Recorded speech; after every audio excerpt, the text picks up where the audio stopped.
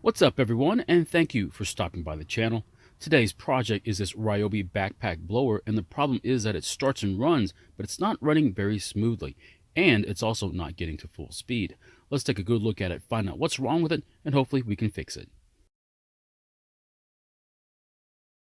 In this video, we try and repair this blower. However, it may not be the exact repair you need to make to yours. We'll explore other options later in the video. I'm not sure how you feel about this brand of equipment, but it does have its fans. Now, every time I work on a Ryobi, I usually get a less than favorable comment on its quality, but I'm not here to judge, just to fix. Unfortunately, a score of 2 out of 5 stars on Amazon shows that many people feel the same way.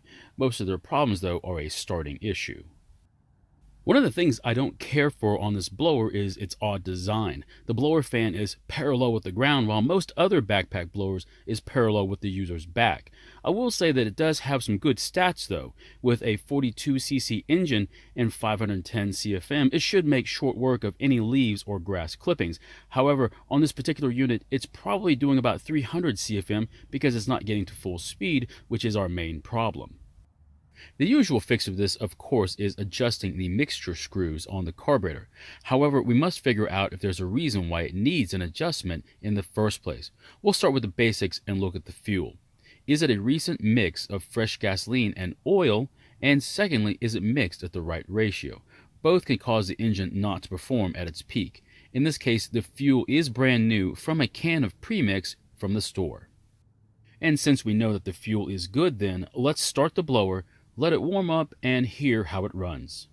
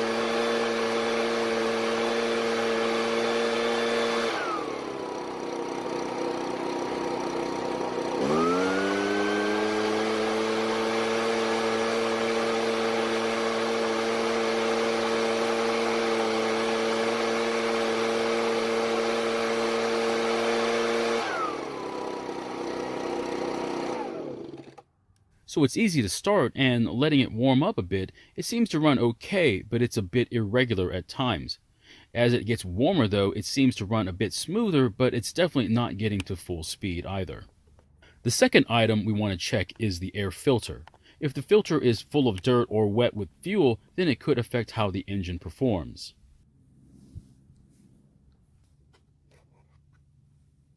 So the air filter isn't dirty, but the bottom portion is a bit wet with fuel. I'm not concerned just yet, but if it gets worse, we'll have to either rebuild the carburetor or replace it. For now, we'll just move on to the next possibility. Now, it's at this point we would normally start adjusting the carburetor. However, there are still 2 more things to check before we start turning the screws, which are located behind the air filter base. The next thing I want to check is the fuel filter and the tank. The reason is that if the filter has detached itself from the line, then raw unfiltered fuel will enter the carburetor and clog up the filter screen. Luckily for us, the filter is still on the line, so we'll move on to the next item on our list. The last item on our list is, of course, the spark arrestor screen inside the muffler. I get a lot of comments telling me I should have checked the screen just in case it's clogged, and it makes perfect sense. If the engine can't breathe out, then the engine will not get to full speed. To get to the muffler, we'll need to take off this yellow plastic cover. The 2 screws near the Ryobi sticker are not a problem, however, it's the 2 screws that are between the cover and the frame that are going to be quite difficult.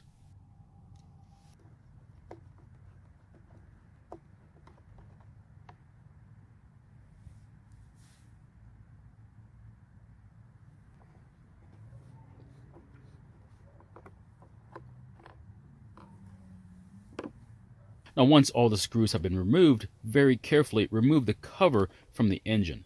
This is going to be tough, and once it's on the table, we can see exactly why. Part of the cover extends around the flywheel, so it's tough to clear the engine. While we're here, let's remove the spark plug and check its overall condition.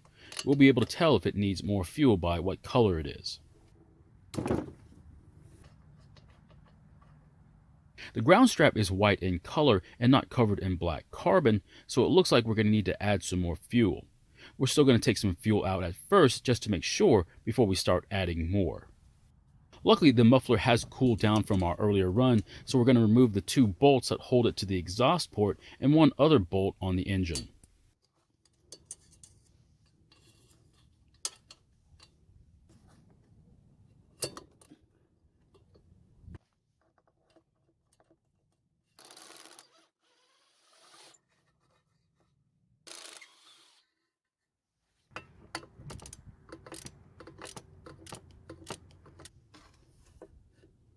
Here's a good view of that engine bolt that helps support this rather large muffler. You don't need to remove it, just loosen it. And unfortunately, this muffler doesn't appear to have a spark arrestor screen on the inlet or even a round style one like the one in old steel engines on the outlet. So it looks like we'll just have to put it back on the engine and start adjusting the carburetor instead. Now, the spark arrestor screen could be built into the muffler, meaning it's not serviceable without replacing the muffler completely. Now, if you really want to get inside this muffler, you'd have to grind the pinch seam all around the body of the muffler. And also, if you're interested, a new muffler is about $50.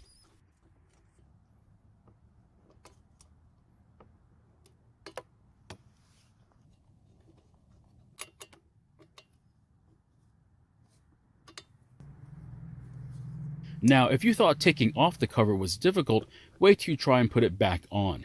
In real time, it took about a minute and a half of struggling to do. Another reason why your blower wouldn't be getting to full speed is because it's basically worn out.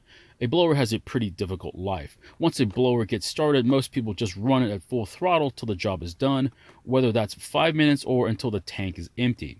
Now, if your filter is damaged or the fuel mixture is off, it could severely damage the engine in no time at all as well.